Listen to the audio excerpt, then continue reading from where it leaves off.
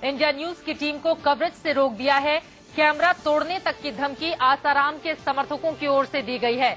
आसाराम समर्थकों ने आश्रम की ओर जाने से रोक दिया है हमारी टीम को और उनकी बदसलूकी लगातार जारी है। छिंदवाड़ा में अभी तकरीबन 15 मिनट पहले ये मामला सामने आया और अब इंदौर में कवरेज करने गई हमारी टीम को धमकी दी गई है और कहा गया है कि अगर आप अंदर गए तो आपका कैमरा तोड़ दिया जाएगा। अब सवाल बड़ा ये उठ रहा है कि आखिर आसाराम के समर्थक क्या छिपाने की कोशिश कर रहे हैं और इस चाल चरित्र और चेहरे की बदौलत क्या वो आसाराम को बचा लेंगे।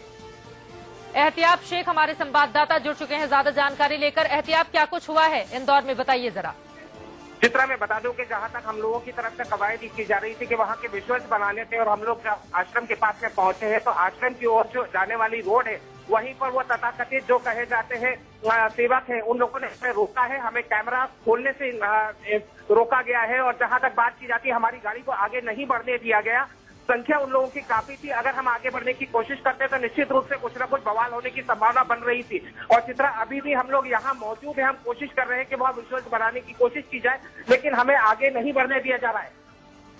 आगे नहीं बढ़ने दिया जा रहा है, हमारी टीम को रोक दिया गया है। इंदौर में भी तादाद इन समर्थकों की तकरीबन कितनी रही होगी एहतियात? चित्रा में बता दूं कि जहां तक ये समर्थकों की बात की जाती है तो समर्थक किसी भी तरह की वेशभूषा या गणवेश में नहीं है। वो साधारण व्यक्तियों की तरह खड़े हुए हैं, चाय की दुकानों के पास खड़े हैं, आसपास की दुकानों के पास खड़े हैं। जैसे ही इंडिया न्यूज की टीम देखी जाती है, जैसे हम लोग अंदर एंटर करने की कोशिश करते हैं तो संख्या में तकरीबन 15 से 20 लोग एक साथ आते हैं और आके गाड़ी को रोक लेते हैं और कहते हैं कि पीछे हटिए, आप लोगों को अंदर जाने की इजाजत नहीं है। कल बकायदा पंपलेट बंटवाए गए, जब उससे भी बात नहीं बनी तो अब सुबह से ही हमले काफी तेजी से इंडिया न्यूज के रिपोर्टर्स के ऊपर लगातार जारी हैं। आखिर इससे मैसेज देना क्या चाहते हैं आसाराम के समर्थक? एहतियात चित्रा में बता दूं कि ये निश्चित रूप से एक बौखलाहट है कि एक जिस तरीके से इंडिया न्यूज ने एक मुहिम बना के रखी थी, हम लोग जिस तरीके से आसाराम वाले को पूरी तरीके से पल की जानकारियां हम एकत्रित कर रहे थे, जनता के सामने वो सच को लाने की कोशिश कर रहे थे कि जो सच्चाई है, लेकिन उसकी बौखलाहट अब इंडिया न्यूज की टीम के साथ में निकाली जा रही है। इससे पहले भी इंदौर में मैं बता दूं कि हमला हुआ था, पूरी मीडिया के साथ में बदसलूकी की गई थी, यहाँ तक कि मीडिया को देशद्रोही तक करार दिया गया था आसाराम के समर्थकों ने। कम से कम आसाराम के समर्थकों से मीडिया के लिए नसीहत लेने की जरूरत तो बिल्कुल भी नहीं है। अखिलेश तिवारी जी, अब सवाल बड़ा ये उठता है, आप लोगों की बौखलाहट इस रूप में सामने क्यों आ रही है? आपके पास तमाम दूसरे भी विकल्प खुले हुए हैं अपनी बात को रखने के लिए, मीडिया को कवरेज के लिए क्यों रोका जा रहा है? सच को दिखाने से रोक दिया जाए, इस तरह की कोशिशें अब आसाराम के समर्थकों की ओर से क्यों की जा रही हैं?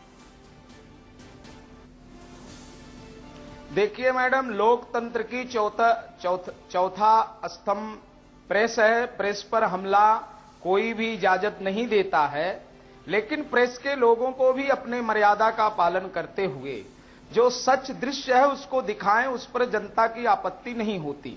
लेकिन आपके स्टूडियो में बैठ करके एक वरिष्ठ पत्रकार गुंडा और राक्षस जैसे शब्दों का अगर प्रयोग करते हैं तो इससे जन भावनाओं का एक अनादर होता है, उससे क्रोध बढ़ता है। नहीं तो आप ये बताइएगा कि आप कोई ना काय का अनादर होता है? ये धर्म के आड़ में धंधा करने वाले लोग हैं, आप इतना तो समझ लीजिए। ये संत नहीं है।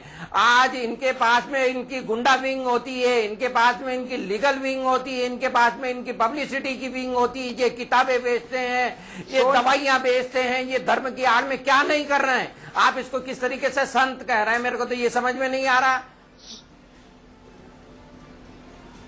अखिलेश जी, आपको उनके एक पॉजिटिव भी विषय देखिए।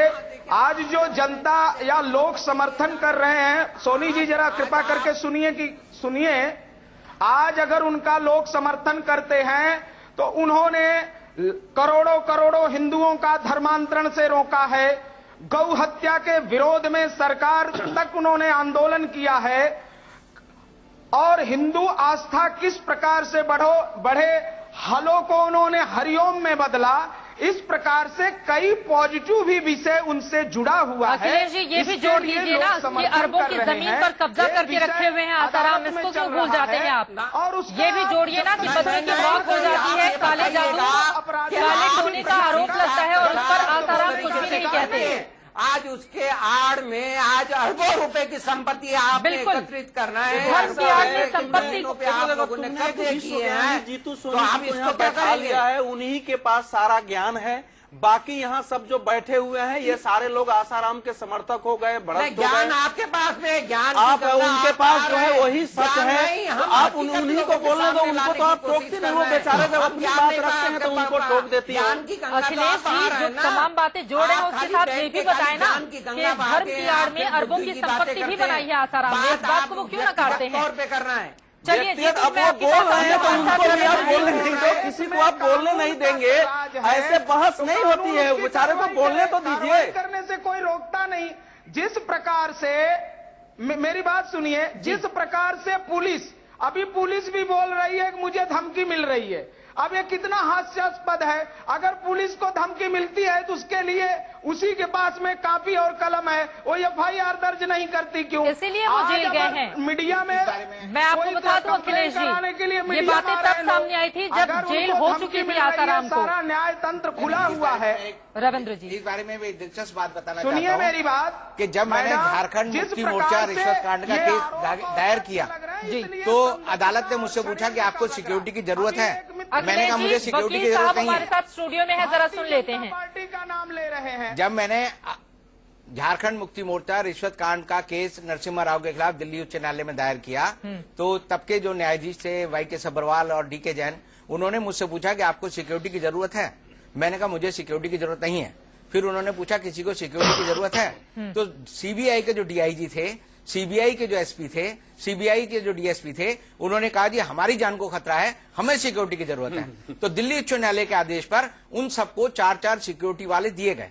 तो जहां तक ये वाली बात ये कह रहे हैं कि पुलिस अपने आप, पुलिस के पास वो है FIR क्यों नहीं लिख लेती, क्योंकि पुलिस जब लिखेगी उसके पास एक सबूत और एक कंप्लेनेंट चाहिए। पुलिस अपने आप में अगर कोई FIR दर्ज करेगी तो धारा 182 में होगी, जो बड़ी पुलिस सत्यवादी हरिश्चंद्र के संतान नहीं कि घूस नहीं लेता है। आपने 10 केस लड़े हैं पुलिस के घूस लेने का। भारतीय पुलिस से बड़ा घूसखोर कौन हो सकता आ रहा है? अवधेश जी, तो आपको दिक्कत कहाँ है? अगर एक पीड़िता को इंसाफ मिल रहा है, कानून अपना काम कर रहा है, पुलिस वाले अगर ईमानदारी से अपनी बात रख रहे हैं तो पुलिस वाला ईमानदारी से नहीं रहते। देखो पुलिस हमारे देश का दुर्भाग्य है चित्रा। हम लोग लड़ते हैं ना, हम बहुत महिलाओं के उत्पीड़न का हम लोग लड़ाई लड़ते हैं, केवल पत्रकार नहीं है। पुलिस जो है राजनीतिक आकाओं के अनुसार अपना बयान देती है। अगर तो ऐसा काम नहीं करती पुलिस तो आसाराम पहले ही जेल में होते, क्योंकि पहले ही कई सारे आरोप उनके ऊपर लग चुके हैं। एक छोटा सा जवाब, चूंकि वक्त की कमी है इस वजह से चलते चलते मैं छोटा छोटा रिएक्शन ले लेती हूँ। रविंद्र जी, आपसे ही, क्या आसानी से बेल मिल जाएगी आसाराम को, या फिर जो ऑडियो टेप है वो उनके लिए मुश्किलें पैदा करने वाला है? मैंने आपको कहा कि आसाराम पर जो आरोप लगे हैं, जो धाराएं हैं, उसके हिसाब से आसाराम को 6 महीने से पहले बेल की संभावना दूर दूर तक नहीं है। और जो नई टेप आई है उसके बाद उनकी परेशानी बढ़ेगी, कम नहीं होगी। और मैं कह सकता हूं कि आसाराम को तकरीबन 2, 2.5, 3 साल जेल में रहने पड़ेंगे। बिल्कुल 3 साल तक की जेल हो सकती है आसाराम को। हालांकि पूरा मामला कोर्ट में है। आज उनकी जमानत याचिका पर सुनवाई होनी है। राम जेठमलानी उनका केस लड़ने के लिए जोधपुर कुछ ही देर में पहुंचने वाले हैं। माना यही जा रहा है कि 2 बजे के बाद सुनवाई भी शुरू हो जाएगी। हमारे साथ तमाम मेहमान जुड़े रहे। अवधेश जी, वक्त की कमी है, माफी के साथ रोक रही हूँ। बहुत शुक्रिया आप तमाम मेहमानों का हमारे साथ जुड़ने के लिए। देखना यही होगा कि सच पर पर्दा डालने की जो कोशिश आसाराम के समर्थकों की ओर से की जा रही है उसमें वो कितने कामयाब होते हैं। लेकिन इंडिया न्यूज हर कीमत पर सच दिखाता ही रहेगा और खबर हमारी आसाराम के बारे में लगातार जारी रहेगी दिन भर। आप देखते रहिए इंडिया न्यूज।